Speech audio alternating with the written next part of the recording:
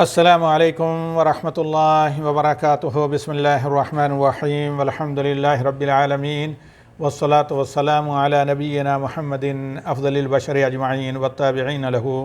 باحسان الی یوم الدین۔ اللہم اجعلنا من ہؤلاء الموفقین یا رب العالمین۔ حضرات و خواتین اور معزز سامعین، آج کا ہمارا موضوع ہے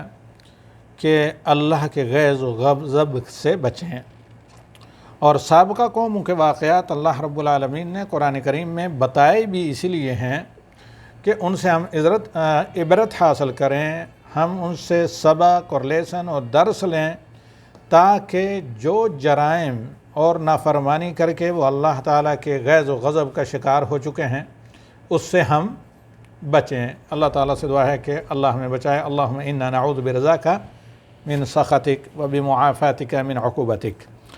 آج کا ہمارا جو درس ہے یہ سورہ البقرہ کی آیات تقریباً 89 سے لے کر 91 ان آیات پر مشتمل ہے،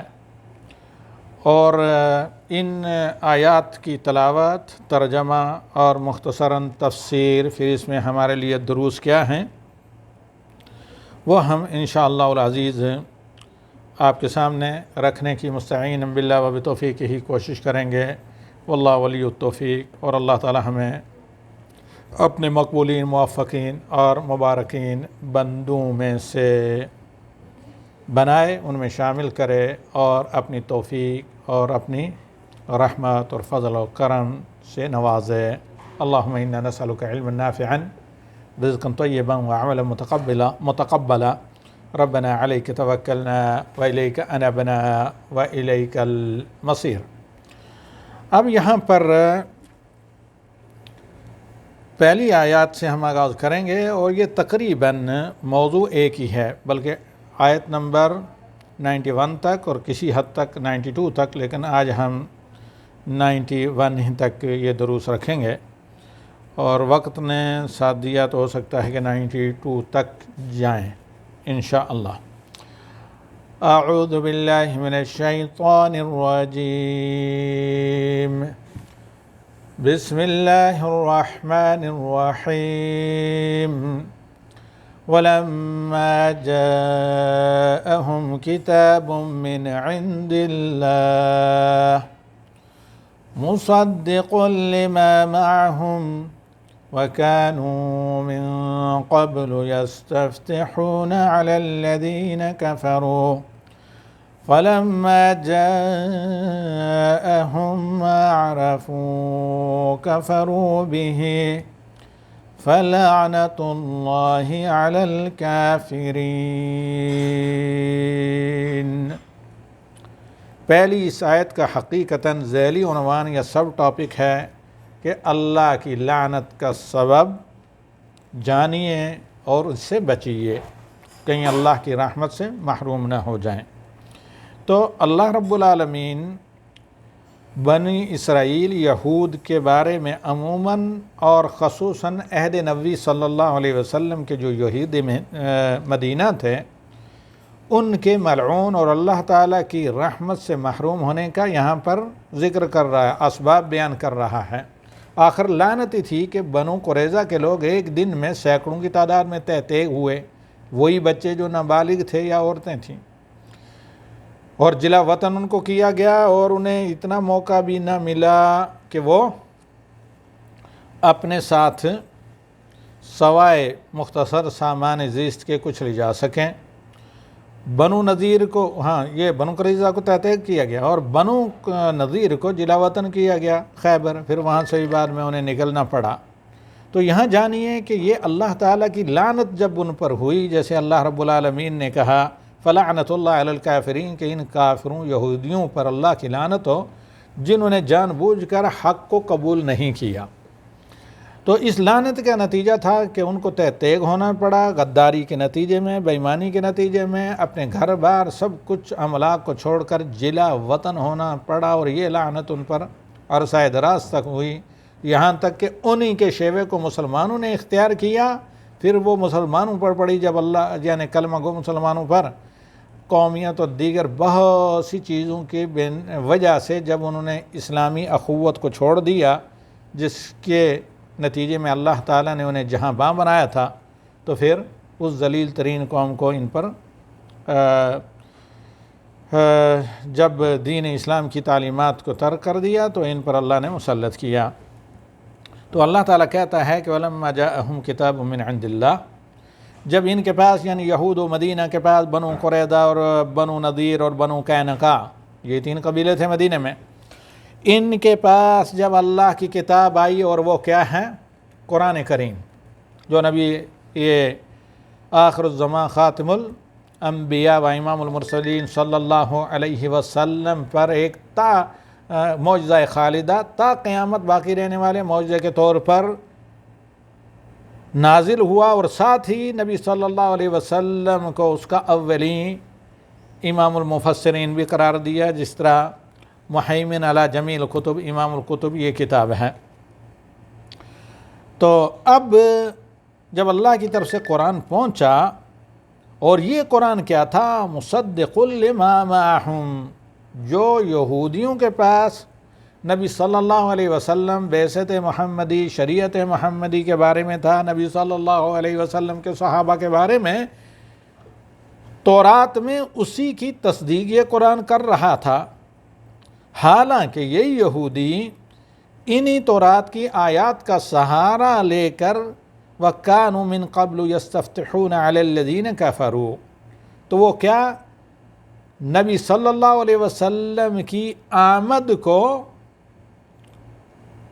کافروں یا مشرکین، بت پرست جو پہلے تھے، اوس و خزرج جو بعد میں انصار ہوئے ایمان لا کر،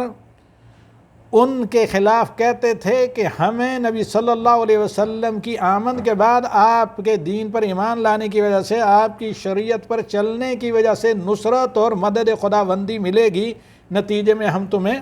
قتل کریں گے، اس طرح قتل کریں گے جس طرح عاد ارم کو قتل کیا گیا، ہم پہلے ایمان لے آئیں گے۔ تو مفسرین نے اس واقعے کو تفصیلاً ذکر کیا ہے کہ اسید بن حضیر اور دیگر اوس و خزرج کے جو انصار کے لوگ تھے، جو ایمان لا چکے تھے نبی صلی اللہ علیہ وسلم پر، کہا کہ اے یہودیو، بنو قینقاع، بنو نذیر و قریظہ، تمہیں کیا ہو گیا؟ تم تو نبی صلی اللہ علیہ وسلم کی آمد اور بعثت سے پہلے کہا کرتے تھے کہ ایک نبی آخر الزمان آئیں گے، ہم ان پر ایمان لائیں گے، اور پھر ان کے ساتھ اللہ کی تائید اور مدد سے ہم تمہیں تحقیق کریں گے، اور ہمیں نصرت اور مدد خداوندی حاصل ہوگی، اللہ کی طرف سے ہمیں مدد اور نصرت ملے گی۔ تو کہنے لگے نہیں، وہ جس کی ہم کہہ رہے تھے وہ یہ نبی نہیں ہیں۔ تو اللہ نے کہا کہ تم پر لعنت ہو، تم سب کچھ جانتے ہو کہ یہی نبی ہیں، لیکن اس کے باوجود تم ایمان نہیں لاتے۔ وَكَانُوا مِن قَبْلُ يَسْتَفْتِحُونَ عَلَى الَّذِينَ كَفَرُوا، یستفتحون یستنصرون، یعنی وہ یہ کہتے تھے کہ وہ نبی آنے والا ہے جس کے نتیجے میں ہمیں نصرت اور مدد ملے گی، کفار یعنی بت پرستوں کے خلاف۔ فَلَمَّا جَاءَهُمْ مَا عَرَفُوا كَفَرُوا بِهِ، جب یہ نبی آگے، فَلَمَّا جَاءَهُمْ، یہ ما کیا ہے؟ ما موصولہ، فَلَمَّا جَاءَهُمْ مَا عَرَفُوا، جس نبی کو انہوں نے آلریڈی جان لیا تھا، ناؤن نبی تھے، پہچان لیا تھا تورات کی آیات کے ذریعے، انجیل کے ذریعے، تو کیا کیا انہوں نے؟ کفروا بہ، ان کا انکار کیا، اس نبی کے ساتھ کفر کیا، جیسے آج کل کے بہت سے کلمہ گو مسلمان نبی صلی اللہ علیہ وسلم کے واضح تعلیمات ہوتے ہوئے عملاً یا قولاً ان کا انکار کرتے ہیں۔ تو یہود نے کیا کیا؟ انکار کیا، کفر کیا، بما انزل اللہ، جو کچھ اللہ کی طرف سے قرآن میں نازل کیا گیا تھا، یہ تصدیق کر رہا تھا جو اس سے پہلے اللہ کی طرف سے تورات میں نازل ہوا تھا۔ تو اب نتیجہ کیا ہوا؟ ایسا انہوں نے کیوں؟ اللہ تعالیٰ کہتا ہے کہ فَلَعْنَةُ اللَّهِ عَلَى الْكَافِرِينَ، تو جان بوجھ کر ان کفر کرنے والوں پر اللہ کی پھٹکار اور لعنت ہو، اور اللہ کی رحمت سے محرومی، فَالْعِيَاذُ بِاللَّهِ۔ اب اگر کتب تفسیر کو ہم دیکھتے ہیں، بالخصوص القرآن تدبر و عمل میں ہم بعض معتبر اہل علم کی تفسیر سے استفادہ کرتے ہیں، جن میں سے علوسی بھی ہیں، اور شیخ عبدالرحمن بن ناصر السعدی اور دیگر بہت سے مفسرین اور خصوصاً تفسیر ابن کثیر وغیرہ۔ تو یہاں پر آلوسی رحمہ اللہ ذکر کرتے ہیں کہ یہاں فلعنۃ اللہ علی الکافرین جو اللہ رب العالمین نے کہا ہے کہ کفر ان کا یہ نہیں کہ لا علمی کی وجہ سے تھا، ان کا کفر عناد کی وجہ سے تھا، ان کا کفر مجرد عناد سرکشی تکبر کی وجہ سے تھا۔ اور کیوں کہ انہیں یہ حسد تھا کہ کسی یہودی گھرانے کسی یہودی ماں کی کوکھ سے پیدا ہونے کے بجائے نبی صلی اللہ علیہ وسلم بنو اسماعیل عرب مستعربہ میں سے کیوں ہوئے، جہل کی وجہ سے نہیں ہو۔ اگر جہل کی وجہ سے ہو تو اللہ تعالیٰ معذور یعنی انہیں موقع دیتا ہے۔ اور یہ بہت زیادہ باعث مذمت آدمی ہوتا ہے جو عمدن تکبر یا حسد کی بنا پر حق کا انکار کرے، کیونکہ بسا اوقات جاہل جب تک حجت اس پر قائم نہ ہو معذور ہوتا ہے، ان پر پہلے سے حجت قائم ہو چکی تھی۔ اب اگر نبی صلی اللہ علیہ وسلم کی امت محمدیہ کے لیے یہ دعا نہ ہوتی کہ ان پر سابقہ امتوں کی طرح انکار کی وجہ سے، کیونکہ یہ امت دعوت میں آتے ہیں تمام دنیا کے کفار، امت اجابت میں مسلمان جو قبول کر چکے ہیں، تو یقیناً سابقہ امتوں کی طرح عمدن انہوں نے جب نبی صلی اللہ علیہ وسلم کا انکار کیا، شریعت محمدی کا انکار کیا، جبکہ آلریڈی ان پر حجت قائم ہو چکی تھی تورات کے ذریعے، تو ان پر بھی اللہ تعالیٰ کا کوئی ایسا ہلاک کن عذاب نازل ہوتا۔ تو اب سوال اگر یہ ہو کہ اللہ نے ان پر لعنت کیوں بھیجی، تو جواب اس کا یہ ہے اس لیے کہ انہوں نے جہل کی وجہ سے نہیں بلکہ حسد اور کبر کی وجہ سے انکار کیا اور کفر کیا نبی صلی اللہ علیہ وسلم کی شریعت کا۔ اس کے بعد آیت نمبر 90 میں اللہ تعالیٰ کہتا ہے بِئْسَ مَا اشْتَرَوْا بِهِ أَنفُسُهُمْ أَن يَكْفُرُوا بِمَا أَنزَلَ اللَّهُ، یہ بہت ہی برا ان کا لین دین تھا، برا ان کا سلوک و رویہ تھا کہ انہوں نے کیا کیا، جنت کے بجائے جہنم کو خریدا اپنے آپ کو بیچ کر، کہ کفر کیا اللہ تعالیٰ کے نازل کردہ کس پر، دین کے ساتھ جو شریعت محمدی علیہ صاحب الصلاۃ و تسلیم تھا، اور اللہ کی نازل کردہ آخری کتاب قرآن کا۔ کیوں ایسا کیا؟ پھر اللہ تاکیداً کہہ رہا ہے بغین، بطور ہٹ درمی اور بغاوت کے، کہ اللہ نے اپنے فضل سے محمد پر کیوں نازل کیا، جیسے وہ چاہتے تھے بنو اسحاق یعنی بنو اسرائیل میں نبی آنا چاہیے تھا آخری، تو اب اللہ تعالیٰ کہتا ہے کہ انہوں نے بغاوت یہ اس لیے کی کہ اللہ نے اپنے فضل سے محمد کو نوازا جو بنو اسماعیل سے ہیں، جبکہ اللہ تعالیٰ اپنے فضل سے جس پر چاہے رسالت نازل کرتا ہے، علی من یشاء من عبادہ، اپنے بندوں میں سے جس پر چاہے، نہ کہ یہود کی چاہت کے مطابق بنی اسرائیل میں نبی بنائے۔ اب کیا ہوا، جب بغاوت انہوں نے کی، عمدن عناد اور حسد کی بنا پر کفر کیا، فباءوا بغضب علی غضب، تو ڈبل غضب، اس لیے میں نے غیظ و غضب کا عنوان اس کا رکھا تھا، فباءوا بغضب علی غضب، یعنی تے در تے، غضب در غضب وہ لے کر اللہ تعالیٰ کے غیظ و غضب کا شکار ہوئے۔ اور کوئی بھی اگر یہ یہود کے شیوے کو اپنا کر آج بھی کلمہ گو مسلمانوں میں صرف جماعتی تعصب، گروہی تعصب، مسلکی تعصب یا سوسائٹی یا رسم و رواج کے تعصب وغیرہ کی بنا پر قرآن و سنت کے احکام کو، قرآن و سنت کی تعلیمات کو ریجیکٹ کرتا ہے، فلیعوذ باللہ، تو وہ یہودی کے اسی شیوے یا یہود کے اسی طریقہ کار پر چلتا ہے، اور تو اسے ڈرنا چاہیے کہ کہیں اللہ تعالیٰ کی لعنت غضب کا وہ یہود کی طرح شکار نہ ہو۔ تو اللہ تعالیٰ کہتا ہے کہ بغاوت انہوں نے کی جانتے بوجھتے ہوئے، میں اس لیے کہ نبی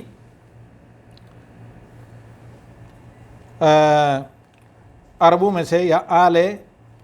اسماعیل میں سے کیوں ہوا، جو عرب مستعربہ ہیں یعنی آل عدنان، وہ بنو اسرائیل میں سے کیوں نبی نہیں بنا؟ تو اللہ تعالیٰ کہتا ہے کہ یُنَزِّلَ اللَّهُ مِن فَضْلِهِ عَلَىٰ مَن يَشَاءُ عِبَادِهِ، کہ اللہ تعالیٰ نے ہم سے پوچھ کر کیوں نہیں، بلکہ اللہ نے اپنی مشیت سے یا اپنا فضل اپنے بندوں میں سے کسی اور پر کیوں نازل کیا۔ فَبَاءُوا بِغَضَبٍ عَلَىٰ غَضَبٍ وَلِلْكَافِرِينَ عَذَابٌ مُّهِينٌ، تو یہ اس طرح کے لوگ جو جان بوجھ کر حق کا انکار کرتے ہیں ان کے لیے بہت رسوا کن عذاب ہے۔ تو یہاں پر امام ابن کثیر کہتے ہیں لما کان کفرہم ہوا سبب البغی والحسد سببہ البغی والحسد، چونکہ ان کے کفر کا سبب، برائے کرم میوٹ، ان کے کفر کا چونکہ سبب بغاوت اور حسد تھا، اور جس کا منشا جو تکبر کے نتیجے میں پیدا ہوتا ہے، قوبلوا بالاحیان والصغار، تو اللہ رب العالمین نے ان کو سزا دی، اہانت کی اور ذلت کی، دنیا اور آخرت دونوں جہاں میں۔ امام ابن کثیر رحمہ اللہ کی یہ تفسیر ہے۔ فباءوا بغضب علی غضب، یہاں پر امام سعدی فرماتے ہیں فلعنہم اللہ وغضب علیہم غضبا بعد غضب لکثرت کفرہم، ان کے کثرت کفر کی اور عمدن کفر کے نتیجے میں ان پر اللہ تعالیٰ کا پے در پے غضب و غضب نازل ہوتا رہا، اور ان کے نبی صلی اللہ علیہ وسلم کی نبوت و شریعت میں شک کی وجہ سے، اور پھر ان کے دوسرے جو الاؤنس یعنی اتحادی تھے مشرکین مکہ، ان کے شرک کے نتیجے میں، فلیعوذ باللہ۔ تو خیر اللہ تعالیٰ کہتا ہے کہ ان پر غضب کا سبب ان کا کبر تھا، ان کا حسد تھا۔ اب آیت نمبر 91 میں اللہ تعالیٰ فرماتا ہے وَإِذَا قِيلَ لَهُمْ آمِنُوا بِمَا أَنزَلَ اللَّهُ، اب غضب در غضب، ڈبل غضب ان پر کیوں ہوا؟ امام ابن کثیر کہتے ہیں کہ ایک پہلے تو تورات کا علم ہونے کے باوجود تورات کی آیات پر یہ ایمان لانے کا دعویٰ کرتے ہیں، ایک تو جھوٹ بیانی، اور دوسرا اس پر کفر، یعنی تورات کی جو نبوات ہیں نبی صلی اللہ علیہ وسلم کے بارے میں بشارتیں، ان کا انکار کرتے ہیں، کہتے ہیں کہ ہم ایمان لاتے ہیں تورات پر، اور پھر عملاً اس کے ساتھ کفر کرتے ہیں۔ دوسرا جو قرآن کا جو انکار و کفر ہے، اس کی وجہ سے ان پر یا پے در پے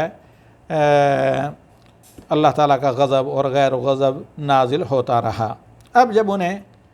نصیحت کی جاتی ہے وَإِذَا قِيلَ لَهُمْ آمِنُوا بِمَا أَنزَلَ اللَّهُ قَالُوا نُؤْمِنُ بِمَا أُنزِلَ عَلَيْنَا وَيَكْفُرُونَ بِمَا وَرَاءَهُ، جب انہیں کہا جاتا ہے کہ اللہ نے جو نازل کیا ہے تمہیں اس کا علم بھی ہے تو اس پر ایمان لے آؤ، قالوا، تو ایسی صورت میں وہ کیا کہتے ہیں؟ انہوں نے کہا نؤمن بما انزل علینا، ہم تو ایمان لا چکے ہیں جو ہم پر نازل ہوا ہے، یعنی Bible, old testament, new testament, یہود و نصارہ اگر دونوں مراد ہوں، یا تورات اولڈ ٹیسٹمنٹ۔ تو حالانکہ اللہ تعالیٰ کہتا ہے وَيَكْفُرُونَ بِمَا وَرَاءَهُ، اور وہ اس کے علاوہ جو ہے وہ کفر کرتے ہیں۔ اور یہاں پر اللہ تعالیٰ نے یہ تنبیہ کی ہے کہ اگر آسمانی کتابوں میں سے کسی ایک کتاب کا بھی عمومی طور پر اجمالاً جو تحریف ہوئی ہے، ظاہر بات ہے یہ تفصیلی مسائل ہیں، لیکن اجمالاً آسمانی کتابوں میں سے کسی ایک کا بھی کوئی انکار کرے، اللہ کے نبی میں سے کسی ایک نبی کا بھی انکار کرے، تو وہ تمام اسلامی شریعتوں اور تمام انبیاء کے انکار کو شامل اور مترادف ہے۔ اس لیے قرآن میں کہا گیا ہے کہ تمام انبیاء کا وہ انکار کرتے ہیں۔ وَهُوَ الْحَقُّ، جبکہ یہ قرآن اور بعثت محمدی صلی اللہ علیہ وسلم حق ہے، مصدقا لما معہم، اور یہ قرآن تصدیق کرتا ہے جو ان کے پاس شرائع اسلام ہیں سابقہ انبیاء کی۔ قل فلم تقتلون انبیاء اللہ، جو انہوں نے کہا نا کہ قالوا نؤمن بما انزل علینا، جو ہم پر اللہ نے نازل کیا ہے بنو اسرائیل پر تورات و انجیل کی شکل میں، اس پر ہم ایمان لاتے ہیں، تو اللہ تعالیٰ نے کہا قل فلم تقتلون انبیاء اللہ من قبل، اس سے پہلے تم اللہ کے نبیوں کو قتل کیوں کرتے رہے ہیں؟ ایک دن میں دسیوں اور سینکڑوں انبیاء تم نے قتل کیے ہیں۔ اگر تم ایمان لاتے ہو جو تم پر نازل کیا گیا ہے اللہ کا کلام یعنی تورات کی شکل میں، اس میں تو حرام ہے کہ ایک یہودی دوسرے یہودی کو بھی قتل نہیں کر سکتا، تو تم نے اللہ کے نبیوں کو قتل آخر کیوں کیا؟ اس کا مطلب یہ ہے کہ تم جھوٹے ہو، اور تم جو یہ دعویٰ کرتے ہو کہ نؤمن بما انزل علینا، تو یہ دعویٰ باطل ہے، بلکہ تم ایمان نہیں لاتے۔ اگر جو تم پر نازل ہوا اللہ کا کلام اس پر بھی تمہارا ایمان لاتے تو نبی صلی اللہ علیہ وسلم کی نبوت پر تم ایمان لاتے۔ ان کو تم مومنین، اگر واقع تم مومن ہو، استفہام انکاری یعنی حقیقتاً تم جھوٹے ہو، تم مومن نہیں ہو۔ اس کے بعد اللہ تعالیٰ کہتا ہے کہ وَلَقَدْ وَلَقَدْ جَاءَكُم مُوسَىٰ بِالْبَيِّنَاتِ ثُمَّ اتَّخَذْتُمُ الْعِجْلَ مِن بَعْدِهِ وَأَنْتُمْ ظَالِمُونَ۔ موسیٰ علیہ الصلوۃ والسلام تمہارے پاس واضح دلائل لے کر آئے، اور پھر ان دلائل کے ہوتے ہوئے اور حضرت ہارون کے تمہارے درمیان میں اللہ کے رسول کے موجود ہوتے ہوئے تم نے بچھڑے کی پرستش کی موسیٰ علیہ الصلوۃ والسلام کی شریعت کے آنے کے بعد۔ وَأَنْتُمْ ظَالِمُونَ، یہی تمہارا ظلم تھا جو شرک کر کے تم نے ظلم کیا۔ یہ آیت نمبر 89 سے لے کر 92 تک آج کا درس تھا۔ تو اس میں اللہ رب العالمین کا فرمان وَهُوَ الْحَقُّ مُصَدِّقًا لِمَا مَعَهُمْ، یعنی تم دعویٰ یہ کرتے ہو کہ ہم ایمان لاتے ہیں جو ہم پر نازل ہوا، اور اس کی نظیر جو تمہارے پاس اللہ کا قرآن آیا نبی صلی اللہ علیہ وسلم پر، تو اس کا انکار کیوں کرتے؟ اور یہ حقیقتاً کیا ہے؟ خواہشات کی پیروی ہے، نہ کہ اللہ کے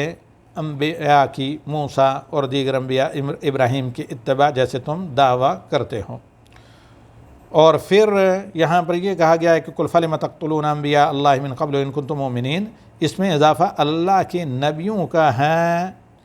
یعنی اللہ کے نبی جو بھی ہوتے ہیں وہ اللہ کی طرف سے ہوتے ہیں، لیکن اللہ تعالیٰ کی طرف نسبت کر کے یہ بتانا چاہتا ہے اللہ تعالیٰ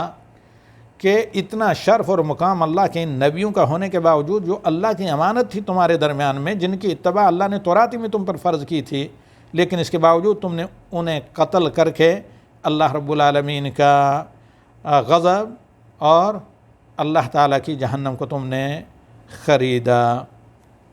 تو لہذا ایسی صورت میں ایسے لوگ جو اللہ تعالیٰ کے انبیاء کو قتل کریں، ہرگز وہ اللہ تعالیٰ کی نصرت اور مدد کے حقدار نہیں ہو سکتے۔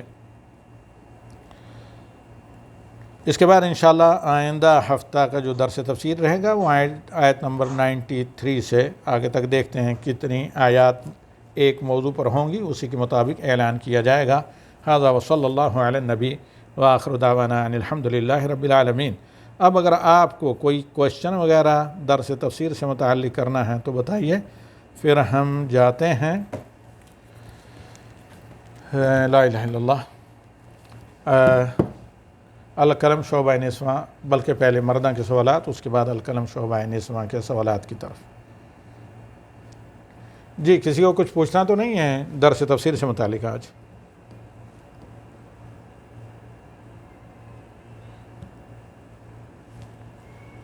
ہیلو، وعلیکم السلام ورحمۃ اللہ وبرکاتہ۔ تفسیر سے متعلق تو نہیں ہے، دوسرا سوال ہے۔ نہیں، دوسرا بعد میں باجی، دوسرا بعد میں۔ کسی کو آج کے درس تفسیر سے متعلق تو نہیں کوشچن کرنا۔